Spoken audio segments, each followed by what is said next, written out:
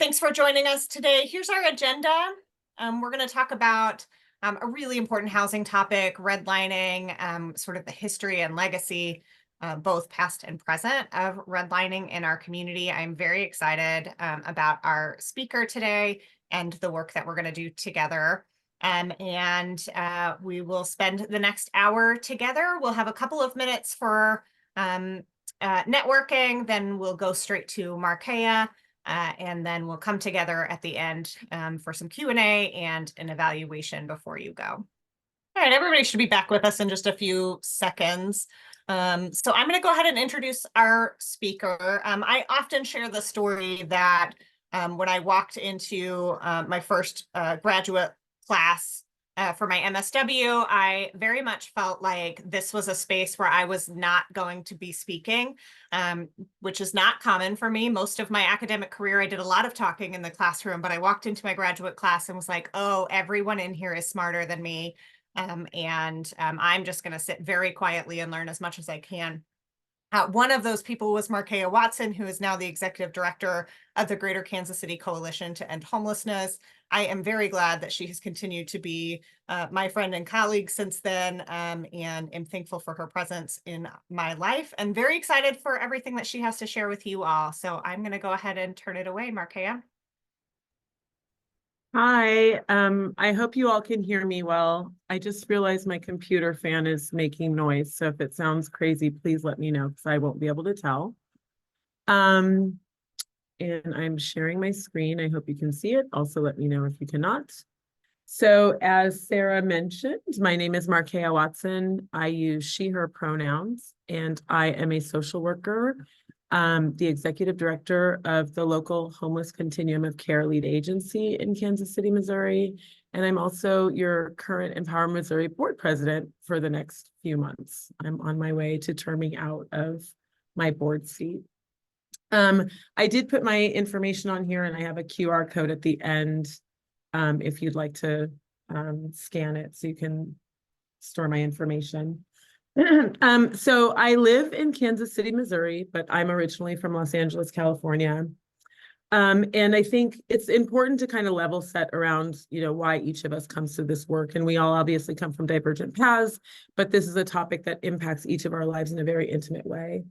And so for me, housing is really, in essence, where everything in your life happens. But, most fundamentally, it's a place where you feel safety, where you feel love, where you interact in, communion with your family. And it's foundational to your sense of place and belonging. For me, helping people on their housing journey is really important to me because I've also experienced what it's like to not have housing. And so, I come at this from a lot of different perspectives and because of varied interests. So when I first came to Kansas City, one of the first things that I noticed was that Kansas City, to me, appeared incredibly segregated. In LA, I think we have this kind of paradigm around Los Angeles, California, that it's this very cosmopolitan place.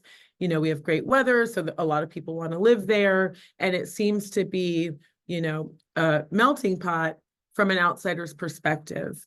And I was really ignorant to the fact that all cities and towns in America are segregated and, for the most part have been for at least the last 100 years in terms of the way that we organize ourselves.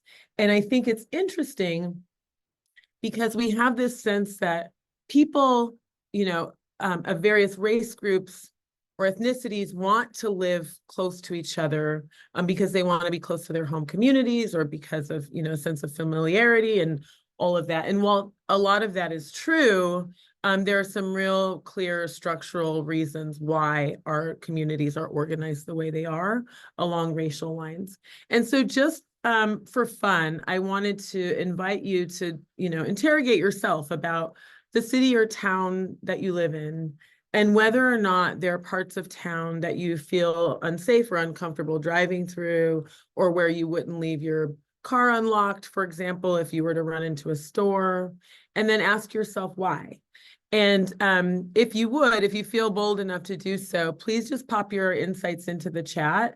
I think these conversations are really interesting because, when you ask yourself whether or not you're comfortable with going to a certain neighborhood, nobody wants to appear like they're being racist. And so I think a lot of times folks try to avoid these types of questions. It's not about that. It's about really wondering, why cities are organized on a grid like they are, and then why certain folks live in various pockets.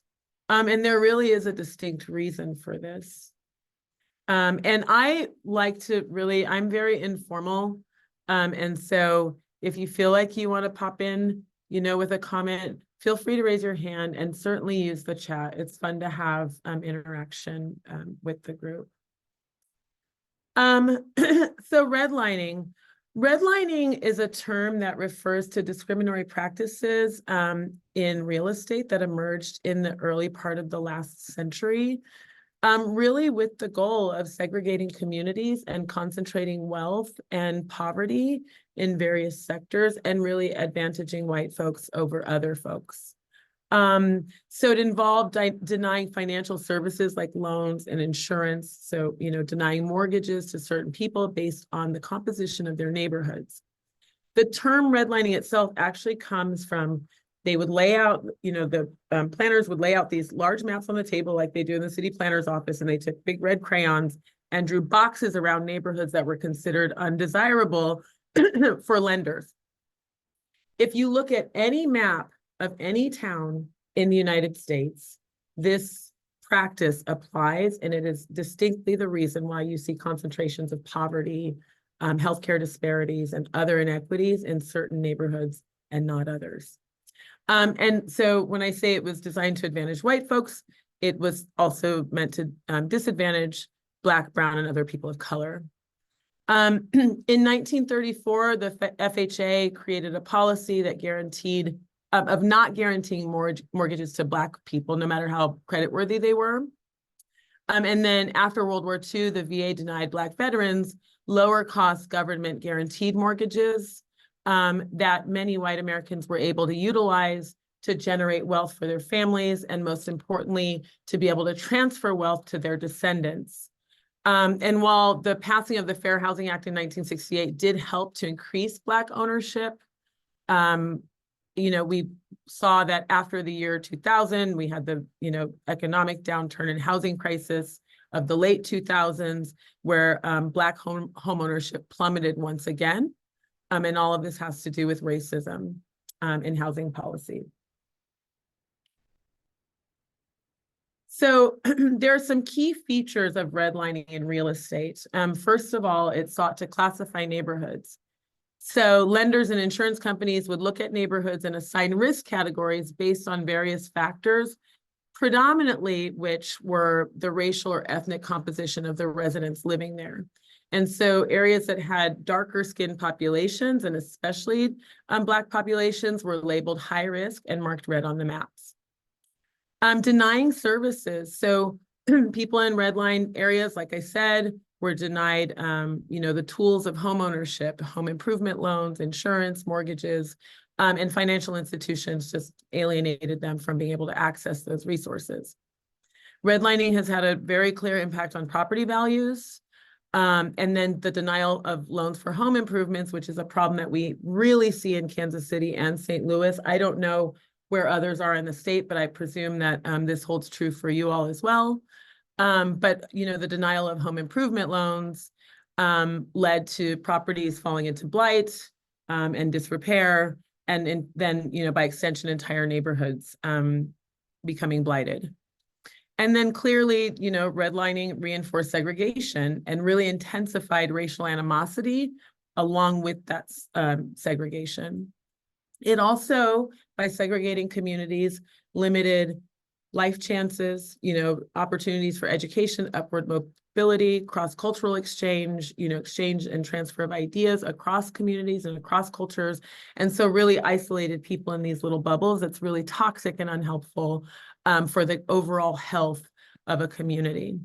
And then, there's a lot of long-term consequences. The list is really legion. I mean, there's, like I said, healthcare disparities. We're seeing right now in our community, we have real economic and healthcare disparities with our seniors, and in particular with Black seniors. We saw this through the pandemic, where folks who identified as Black or African American overwhelmingly were the folks that needed emergency rental assistance. Many of them were advanced in age and had real challenges with leveraging technology to be able to access the resources or know how to get them. And so we're now seeing a spike in our homeless population amongst older adults, and especially older adults who identify as Black. And then it had impacts in, another distinguishing feature is its impact on legislation, Fair Housing Act. And so in response to these discriminatory practices, the 1968 Housing Act was passed. And it's what we talk about when we talk about race, gender, color, sexual orientation, national origin. And I think there's some conversation around gender identity and how that plays into the actual legislation. But still, despite these efforts, the legacy of redlining, it completely still influences housing and economic disparities. And then I have for you an example of the underwriting guidelines from the 1935 FHA guidebook. And so you can see I highlighted in yellow for you, just to bring it to your attention, that they clearly prohibited occupancy of various properties based on race. And you can see in property records, in most instances, in neighborhoods that were not in the red, you can see these. It's very racist language around who can and cannot purchase or occupy a residence based on the color of their skin. And so they, implemented these policies for at least a period of 20 years, but they endured long beyond that period of time. My mouse has disappeared. Where are you? Hold on. Sorry. My notes wasn't having it. I brought up the racially restrictive. When did I go? Sorry, folks. Did I? No. Okay. I apologize. I'm having some slow computer issues. I brought up the racially restrictive covenants for a couple of reasons. I think, first of all, J.C. Nichols was one of the architects of this, and he's an icon in Kansas City real estate development. We've had, local monuments dedicated to him. And so, from our perspective in Kansas City is uniquely positioned within this mix when you talk about redlining, white flight to the suburbs, and the creation of neighborhood associations or homeowner associations. When you think of a neighborhood association, you usually think about the people that tell you how tall your hedges can be or what color your house can be painted. But really, those organizations were designed to maintain segregation in neighborhoods and to ensure that Black and brown folks were kept out of those neighborhoods. And so, it's obviously the purpose and the scope of what neighborhood associations does has shifted, but there's still this subtext around race and keeping the neighborhood prim and proper, which in these times also meant excluding Black folks from living there. Here I have an example of a real estate contract from around this time. I think this is late 30s, early 40s, but it very clearly stipulates that there are racial restrictions. And then they even go further to say, they refer to Negroes and people of Negro blood or of Negro extraction. And then they also include Semitic peoples, Armenians, Jews, Hebrews, Persians, and Syrians. So anybody that we would now consider Middle Eastern was also by extension denied access to real estate. And it's interesting, obviously the terminologies are archaic, but we clearly understand what they're saying here. I also think it's really funny that in the end, well, not funny, but it's just intriguing to me that people of Jewish or Hebrew extraction, at the turn of, after World War II, were sort of clumped together in most instances with the white race of people. But there was a time when we didn't consider Italians and Irish people and Jewish people, even though that's not a race category or an ethnicity, Germans, all of those were not one homogeneous race until after World War II, and it has to do with real estate. Block busting is another really insidious tactic that was utilized to drive down property values in Black neighborhoods and to also exclude folks from purchasing. And so this is from the Saturday Evening Post. I can't remember. I feel like it's DC. It's definitely from the East Coast. But they would utilize this to, they would have, for example, a Black family that was paid or coerced into showing up in a neighborhood, for example, to acting as though they were going to purchase a house. Potentially they'd be walking down the street with a stroller. And the goal here was just to, instill fear in white homeowners just by the virtue of seeing a Black family that might potentially live in their neighborhood, to drive them out of that community and push them out into the suburbs. And so these tactics of these scare tactics were utilized to get people to divest themselves of their properties in town and then move out to the suburbs. And so, it's kind of like real estate realtors taking advantage of this kind of fear and panic technique to extract wealth from both parties, really, in this instance. But it's a really, really insidious practice. The notion, like the saying, there goes the neighborhood, that comes from this era as well. And it really just used racial prejudice to scare people into bailing on their homes and moving to higher priced homes in the burbs. Is that Ed? Is that? Yeah. Thank you. I've listed 2 resources in the chat, and one of them is the Tanner Colby book, which contains a vivid description of blockbusting techniques and is worth reading. It interviews somebody who spent his lifetime doing that. The other book is by Kevin Gotham on race, real estate, and uneven development.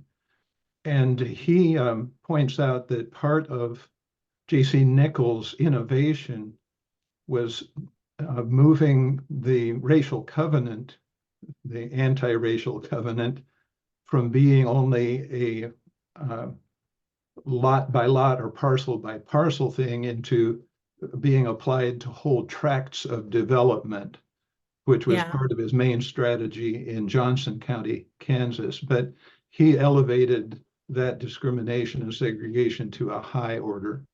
Yes. Thank you. And then Kevin Gotham, he was a reporter for the Star at one point, was he not? Because there's articles from him that were published in the Star in the late 90s that speak to this issue. And then Josephine. Miss Josephine, you're muted. All right, I didn't want background noise. Okay, I was going to say a book that is also worth reading is Rothstein's The Color of Law. Yeah, if anybody has any interest whatsoever in housing work, then The Color of Law is really, it's part of the canon of really important books, but it speaks beautifully to this topic, and it's very well researched and well written. Okay, so then I just put this on here to depict for you, that this mass migration to the suburbs happened as World War II is ending. So you have, incentives for home ownership. You also have the GI Bill, which had incentives for folks to seek higher education. But the cruel irony for people of color was that it was difficult to access both, the tools of home ownership and also to access institutions of higher learning because of race and race discrimination. And so while the GI Bill helped, white people to be able to achieve economic advancement and to stack wealth for them and their families, in many instances, that was not true for Black, brown, and other people of color. And then you have the Housing Act in 1949, which created public housing units, which then became housing projects which are, you know, what we think of when we think of, I mean, unfortunately, and I think, you know, there's some pretty kind of archetypal housing developments, Mercy projects in, I think in Queens, and then obviously Cabrini Green in Chicago, which has been torn down. Those are kind of iconic housing projects. And Cabrini Green is the setting of the show Good Times, which is one of the most iconic shows in the history of Black television, where the Evans family lives in a housing project. And it's kind of this, you know, the Evanses are a really enlightened view of Black family life and, you know, of love and support and community and all of that stuff. But there's this zeitgeist around the ghettoization of Black people and associating Black people or Black behaviors or Black characteristics with ghetto. And that comes, again, from housing. I picked a couple of examples from Los Angeles because it just happens to be my hometown, but because, as I pointed to earlier, from the outside, LA does not look as segregated as it is, but all of the same rules of the road apply. And then during this time, you had, during World War II, you had Japanese people who were put into prison camps. And so then the areas of Little Tokyo were dubbed Bronzeville, and Black folks were relegated to living in these slums and tenements that were formerly occupied by Japanese people while they were being interned and having their wealth, their housing, their businesses, their, you know, passports, everything co-opted from them. And so it's just an interesting kind of juxtaposition of disadvantaging, you know, one group over another. And in every instance, they're people of color or foreign-born folks. And so, you know, these housing developments really became one of the ways that Black and African-American people were relegated to these, you know, small housing tracts where they're sequestered from the rest of the world, and, you know, by extension, also isolated from the trappings of, you know, a capitalist society and a nice upwardly mobile life. And so this really diminished life chances and opportunities for Black folks in a ton of ways.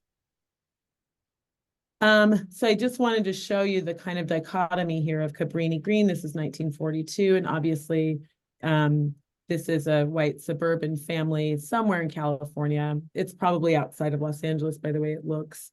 But, you know, we have a lot of these types of houses in Kansas City as well, and these were all built during this kind of time frame.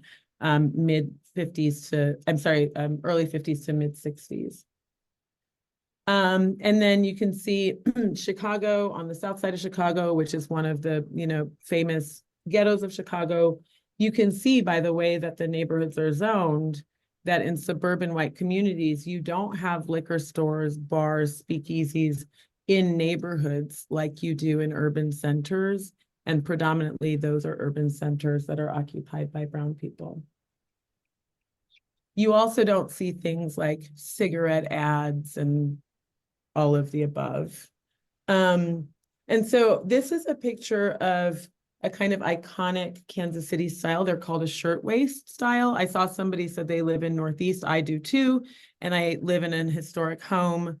You know, and coming from where I came from, I would have never thought in 100,000 years that I would own my own home. It's really, sometimes I still pinch myself about it. Even when I signed my real estate deed, even when I was doing the paperwork to apply for my mortgage, they asked for my race on the application.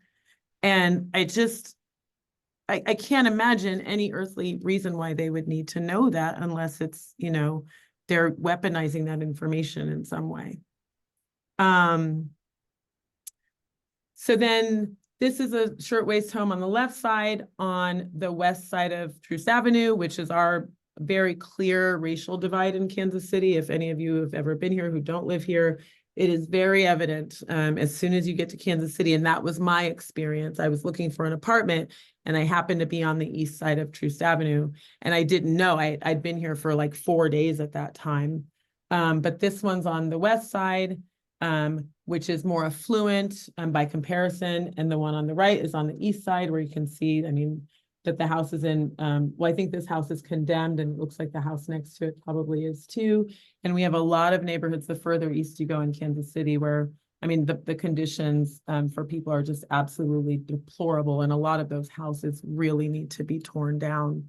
And you look and you think, you know, this is where somebody's family lived, and this is where they had their hopes and dreams. And like I said at the beginning, their sense of belonging and community and place. And then, you know, to see it in this condition, for the folks that came from those communities must be absolutely gut-wrenching.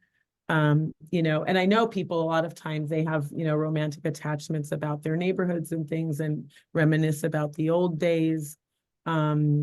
You know, and it really has to do with that sense of belonging somewhere. And, you know, you have ownership in not just your home, but your community. But not everybody is so fortunate. So then in 1968, like I mentioned, the Fair Housing Act was passed, but we still see the really insidious impacts of redlining persistent to this day in most facets of our lives.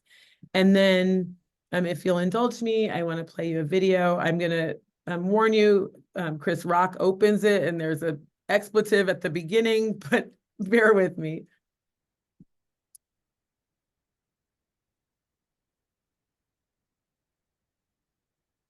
I want to make sure my sound works though. Hold on one second. So when I'm sharing, I think it automatically does it now on Zoom, actually. Just kidding. Okay, so this is from the NPR show Code Switch. Race shapes American life.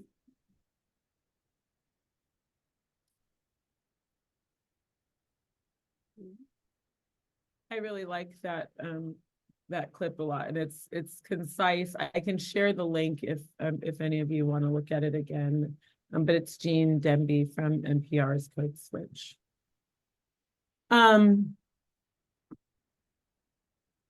So talking about the impact, I think it's pretty clear, you know, in what we see in our American cities, just in terms of wealth inequality. And I will say that, you know, what's good for urban communities is also good for rural communities, and that unfortunately a lot of these policies that are, you know, inherently racist negatively impact poor white people as well. And in some instances impact them worse. So wealth inequality, housing segregation, disinvestment, educational, health disparities, you know, decreased job opportunities, the intergenerational impacts of poverty, not having wealth to transfer to your kids, you know, is a really big deal, and systemic racism. I think, you know, the wealth disparities between racial and ethnic groups, this is something that I didn't really think about until it was time for me to consider going to college, that, you know, in some instances, in many instances, families will take a second mortgage on their home to be able to put their children through school. And so, you know, I absolutely did not have that option available to me, but it was something that I'd never even considered because, you know, my single parent was not a homeowner. And so none of these things were even discussed in our household because they just weren't options on the table, you know? And so it's like, you don't know what you don't know, but also if, you know, these resources are not applicable to your situation, you also just kind of don't care because you have to come up with other ideas of how to sustain or how to get yourself through school. And like I said, I think the intensification of racial segregation, this is a tactic that has been utilized from 1619 until now to keep poor Black and poor white people away from each other because we have greater power in our solidarity than we do in our separation. And so by keeping us organized in these, you know, little buckets, we're easier to control, all of us. You see neighborhoods that have been disinvested in. You can see when there's a lack of public infrastructure, when there aren't nice parks and places to sit and nice cafes to eat at. And, you know, when you see neighborhoods that have liquor stores on every single corner, sometimes like in Baltimore City, there are intersections that have a liquor store on all 4 of the corners. You know, DC is the same way. And Kansas City is not too far behind. And like I said, you know, on the eastern side of this city, there's a couple of neighborhoods that I find myself in just randomly when I'm, driving clients home or whatever. In some of those neighborhoods, it's just really hard to imagine that this is an American city. It really looks like we're in a third world country, in some of our neighborhoods. Also understanding the ties between schools and how schools are funded and the implications of that for children, and that the cyclical relationship between schools being the things that attract people to a neighborhood. And then, because Kansas City is a really good example too, because we're organized in there's, I think, 14 different municipalities here. And at our city government, we'll see job openings pop up. I don't work for the city government, but I work closely with them. And you'll see jobs pop up. Sarah, I'm going to put you on the spot. You're a great example of a person who at one time in your career would have been an optimal candidate for a position, an advocacy or policy position in the housing department. But Sarah doesn't live in Kansas City. She lives in the metro, but not in Kansas City proper. And she had to make that choice so that her kids could have a good education.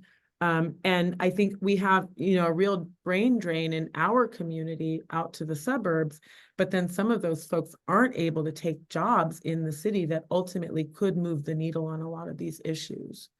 The health disparities, if you look at any map, any heat map, with the zip codes highlighted, if you overlaid a red line map with a social drivers of health map and look at the disparities, there is no distinction to be made. It is 100% in almost every case that the neighborhoods that were redlined, the red and yellow neighborhoods on the map have the worst health outcomes, the worst of all of the outcomes. And when you're one of the people that's impacted, when you look like the people that are impacted, it becomes very difficult to feel enthusiastic about, trying to fix it at times. Did you see Bernadette's hand, Marqueia? Oh, I'm sorry, Bernadette. No, Miss Bernadette, go ahead. I'm sorry. It's okay. I wanted to, in reading the book, The Color of Law, one of the ways that segregation was reinforced by the government, supported by neighborhoods and business people, was through zoning. And I'm so glad that you brought up how the number of liquor stores. So I prefer the term ADOS, and for anybody who doesn't know what that means, I'll explain it.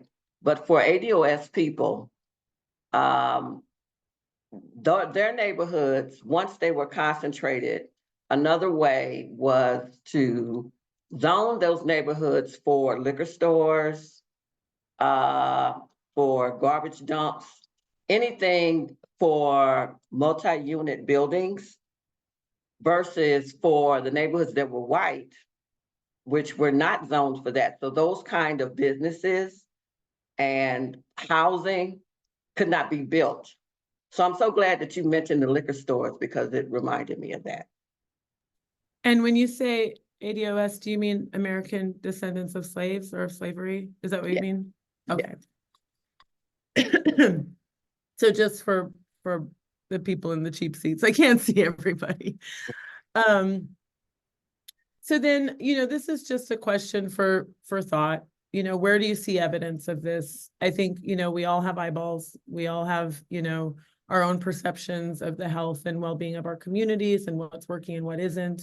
I would challenge you, Sarah, I think has included in the meeting materials a link to an interactive redlining map, which I can show you if time permits, but you're able, it's the University of Richmond.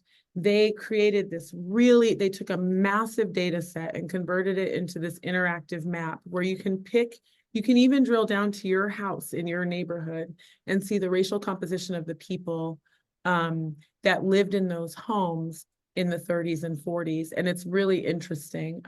It's quite fascinating. I pulled up Kansas City and St. Louis just for fun, but I'm not certain that we'll have time to go through it together.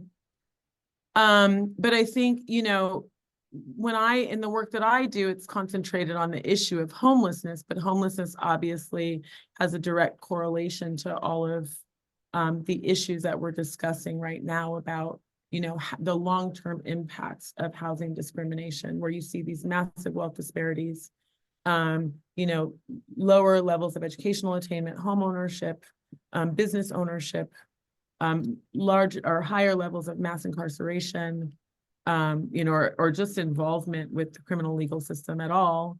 And then a huge disparity in the homeless population. So, you know, in Kansas City, where Black folks represent, depending on who you ask, somewhere between 26 and 28% of the general population, we represent 50% of the homeless population.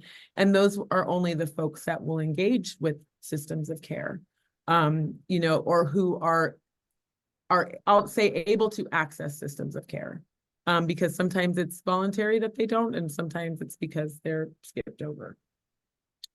And so I think, you know, so now what? I mean, you know, we kind of, I think most of us are not confused that this is happening or that this has happened, but there are some kind of clear-cut steps that you can take toward, you know, healing, reconciliation, and reparation.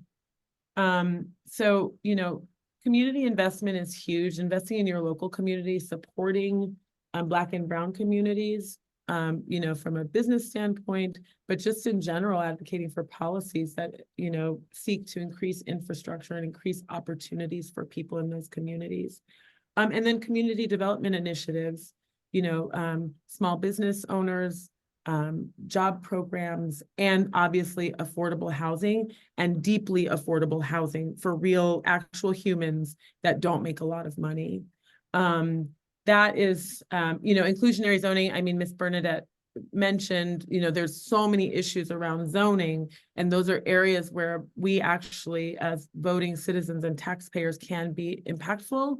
And certainly if we leverage our collective voice toward those strategies.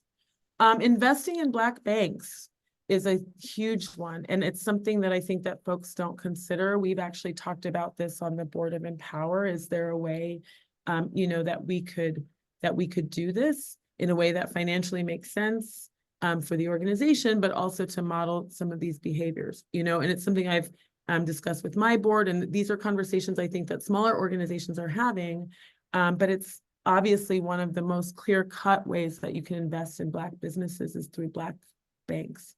And some folks, when we've talked about this, didn't even know that there was such a thing. And so that's where we're starting from, you know. Financial literacy programs are huge, but I think financial literacy programs that really teach people more than just writing budgets, you know, like they need to be much more inspired than that. And then, of course, education. And this doesn't just mean education through traditional institutions, but educational programs of all types and cultural activities and all of those sorts of things for neighborhoods that have been impacted by this. Healthcare facilities. I just noticed last night driving around that it looks like there is a new health clinic opening up on Troost Avenue that looks like it's called Black something. I was driving by it pretty quickly, but it's spelled Black with a Q, and I think it's a Black Blackout. healthcare. Yeah. Yeah, they're Black and queer. Yeah, so that kind of stuff really excites me because that's very like California, you know, to have specialized medical facilities for subpopulation groups that don't feel safe in other settings, but also to make those things accessible to people. Community health initiatives. A lot of health happens in people's homes and in their neighborhoods, but this is especially true in Brown communities. And so I think, you know, really valuing the input of people that practice traditional medicine or traditional folk ways around healing and supporting programs like that, as well as advocating for increased access to healthcare and healthcare infrastructure. Fair housing policies. So for any of us that are federally funded to do housing, we're asked to check a box that we, you know, affirmatively further fair housing. But what does that mean? It's hard to even say, so people probably don't care about it. And we see a lot of discrimination within our own social services programs, along race lines, along ethnicity lines. I've had people that were too lazy trying to house people, too lazy to get information translated into Spanish. And I just think you know, Spanish is the most obvious, like, to me, all of our publications should be in English and Spanish because we have so many Spanish speakers. But, you know, those types of barriers also further down the line create barriers to people ever getting housed at all and staying in housing instability or homelessness for a good portion of their lives. And, you know, when people are homeless on the streets, their lifespan is shortened by 20 years. And so if you are a person who works in the housing realm in direct service with people, think about, you know, the intake forms and paperwork and your literature that you put out and making sure that it's accessible and relatable to the communities that you're serving as the front door to access to the legislation that is supposed to protect them. If they can't even get past the front door because you've isolated them or they can't read what you've written, then how are we furthering fair housing? And then engaging in your community, being involved in your neighborhood and really, you know, giving a damn about where you live and, you know, going to those neighborhood meetings, as terrible as they can be sometimes. And, you know, amplifying your voice and the voice of other people that aren't quite poised to have these conversations, leveraging that power as a person who is invested in that community. And, you know, especially if you're a homeowner in your communities, and obviously these neighborhood associations and those types of groups are very impactful, very persuasive. And people like ourselves that are on this side of the conversation need to be heard. And then partnering with your local governments and community organizations that are concerned with equity and justice issues. And really doing that in meaningful and intentional ways. Ms. Bernadette, I see you. I've got one more and then I'm gonna stop talking forever and ever.